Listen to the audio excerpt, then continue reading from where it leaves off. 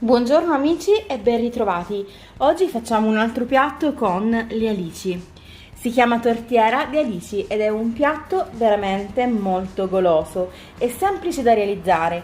Ci occorreranno circa 1 chilo di alici che sono già state pulite, 4 uova, capperi, prezzemolo tritato, un pochino di sale, pangrattato quanto basta, 150 g di formaggio grattugiato, dell'olio extravergine di oliva.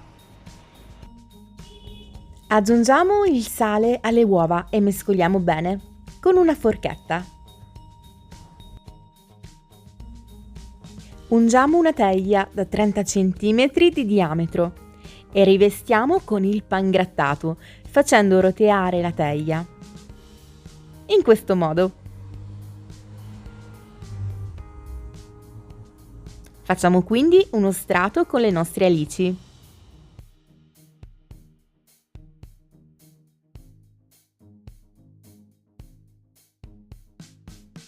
E voilà! Una bella spolverizzata di sale, prezzemolo,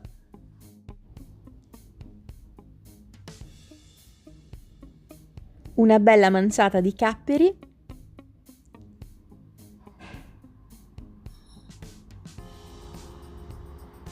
un filo d'olio extravergine d'oliva, di quello buono mi raccomando, e una manciata di formaggio grattugiato.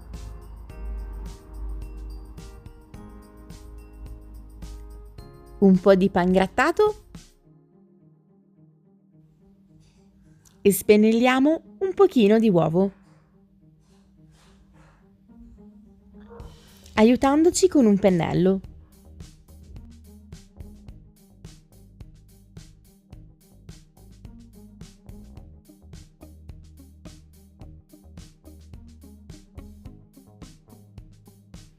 Facciamo quindi un altro strato di alici. Olio extravergine di oliva, uovo,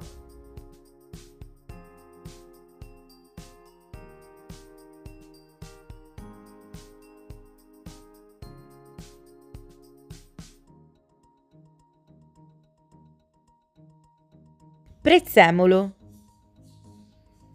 formaggio e pangrattato. Pronta per andare in forno a 200 gradi per circa una mezz'oretta, fino a doratura. E questo è il risultato. Bene, spero che questa ricetta vi sia piaciuta. Vi mando un bacio, ci vediamo presto nella prossima videoricetta. Ciao!